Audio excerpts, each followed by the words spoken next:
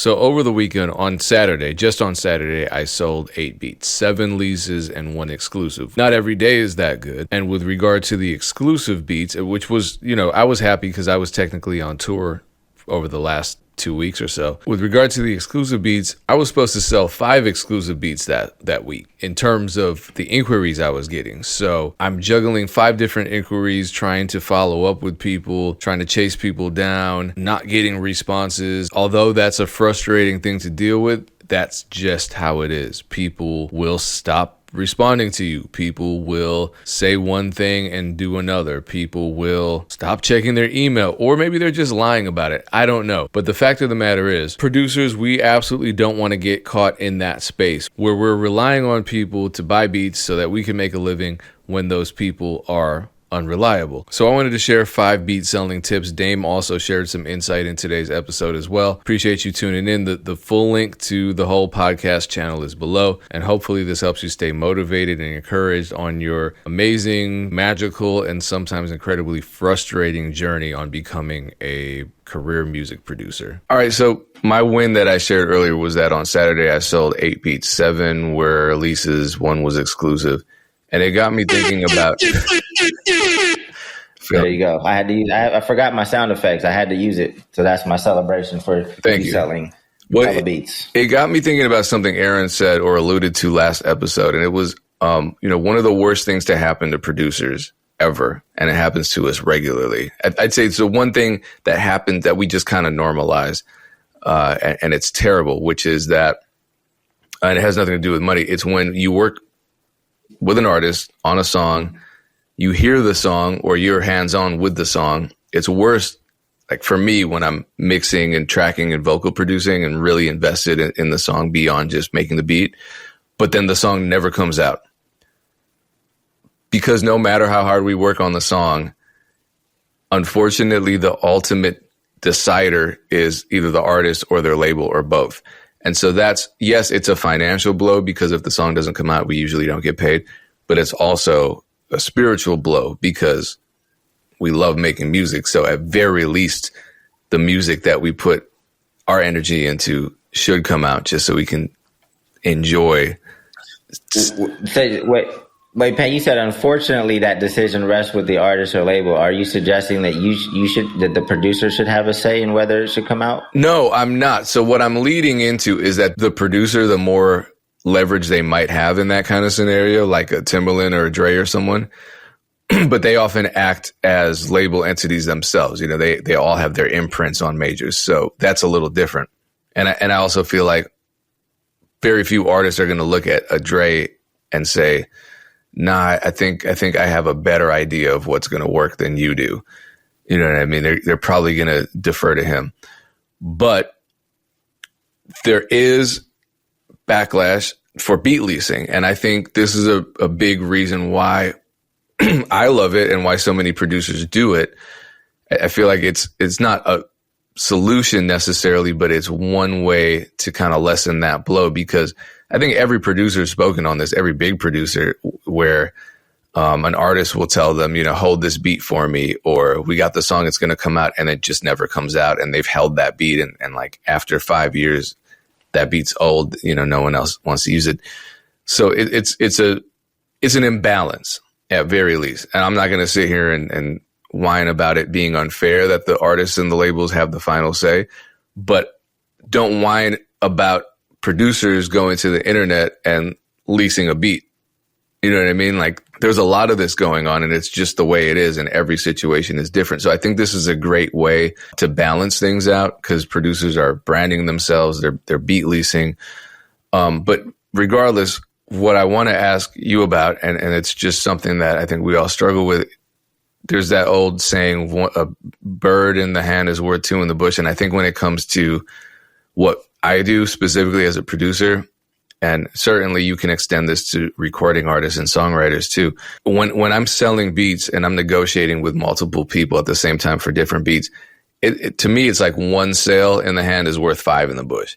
That's why customer service is so important. I'm always trying to talk to people, build rapport with people, so there's never a situation where they don't feel comfortable spending money. Because that's the thing. Remember, Dame, when we were on our couple MEC tours, we would split the group in two, and there would be producers on one side, recording artists on the other. And we would ask each side what their biggest contention is with the other side. And what rappers consistently said was, producers don't get back to us. I want to ask them a question. They don't respond. I want to get the exclusive rights or update my license. They don't respond. So if you're not responding, you're destroying that trust. Why would a rapper want to spend their hard-earned money with you? So I'm always on it. But what ends up happening is, 5 people will say, yes, I want to buy this beat exclusively, whatever. And ultimately only one comes through, or the other, maybe another one comes through, but it comes through a month later, but the communication breaks down.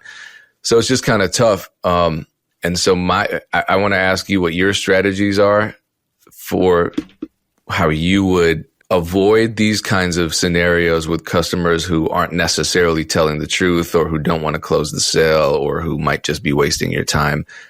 Because they're, you don't want to get emotional, but when it comes to running your business, that can cause some frustration. Yeah. One, I forgot that we did that, and we should probably do that again, maybe even in a virtual format of just because I'm always trying to bring folks together, because it really comes down to just communication. I think as a producer, you should just figure out how long you want to allow people to determine if they're going to purchase a beat or not. Maybe you say, hey, I give people a 3-month window, whatever time frame you decide, a month, a week, 2 months, whatever it is, and just clearly articulate that in email or via text, some written form of communication. So you have it, be like, hey, you have this amount of time to make a move, or I have to go in a different direction. And to me, that's how I would set it up. And of course, you have, people that you're tighter with, that you might be a little, you might be a little looser with your timeline, but I would just set a time so people know when it comes to a DJ Pain One beat, look, you got a week to make a decision. You don't make a decision, I got a business to run. I understand how people can be mad at that, once you just lay it out for them in a text. I know some people will, because people will get mad at anything. But after a week, if you haven't made a decision, to me, you're not serious anyway. Because if you really want something, you're on it. You're excited. You want to record that beat ASAP. You want to get that music out ASAP. So that's how I would play it. Well, I think too, I think you said something key. I think Aaron talked about this too. And then I think Brianna Marin talked about it too. When you're having that conversation internally where you're like, man, I'm so annoyed with this person. I'm pissed. I need to let them know there's this time window. I think that's kind of the wrong way of looking at it. But as a general rule, you got to figure anything you say in written form, and I love written form because it's clear. There's no ambiguity there, because people can say whatever. I've been in those situations. You get on the phone, you're like, yeah, unlimited rights for 50. Let's talk about the exclusive. Normally 500, I could drop it to 400. Next thing you know, they're like, I know you told me you would give me the exclusive for 50. I'm like, I didn't say that. Yeah, you did. So I like to just put everything, in writing. But everything you write is there. You know what I mean? They could screenshot it. So anything you type, the way you conduct yourself in these interactions, just assume you're going to get screenshotted. Is that the presentation of yourself that you want? Is that conversation leaking going to make you look like an asshole, or is it going to make, because if a rapper leaks my recent conversation is like, look at Payne being a jerk, and they show the screenshot and it's just me saying, hey, I'm just following up. I haven't heard from you in a week. By the end of the day, if I don't hear from you, I'll assume the deal is off. I don't feel bad that I'm being polite. I'm being respectful, but I'm also being clear. So my strategies would be, number one, assume nothing is solidified, no deal until money is in your hand, if it's a money situation. And for custom work, deposits. For shows, recording artists, deposits, agreements.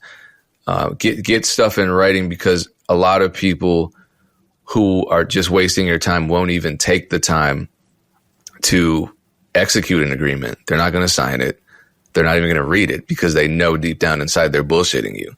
So get in the habit of conducting yourself as the type of business person that you want others to act as in your presence. Number two, sorry, go ahead, Dan. No, go ahead. Go finish your list. I was just going to say, number two, having multiple revenue streams that you realistically can maintain, not like disparate stuff that you don't like. That helps. I'm not saying like I make beats and I also paint exteriors, but I don't like painting exteriors. I'm like, no, I'm talking about you making beats and then you also teaching music production at a local community college or something that realistically feeds your spirit. So you're not taking away from what you love doing and the core of what you're trying to do for life just to make money on the side. I'd say following up and remaining professional. Like I said, even when you're cutting someone off, even when you're telling them, you know what, I'm frustrated, we're not doing this anymore, you can say it in a professional way. You don't have to say, all right, bye, bitch. Or, you know, what, like the way the screenshots that I post where people are talking to me like that, don't be like that. And then lastly, I would say do good business with good people. Always lead with that.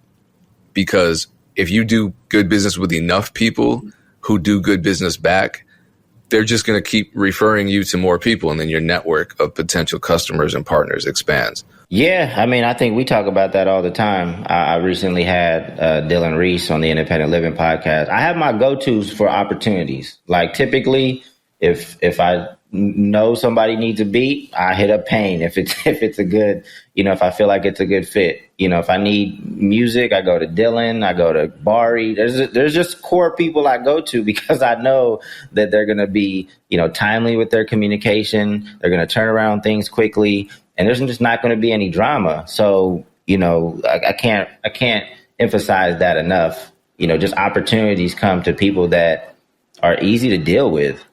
If you're a pain in the ass, I'm never, ever coming to you. I don't care how good you are, you know, what it is. Like I just don't have time to deal with that shit. Yeah, it's crazy how, you know, and people call it gatekeeping. It's like people are gatekeeping their energy from toxic ass people. They don't get that.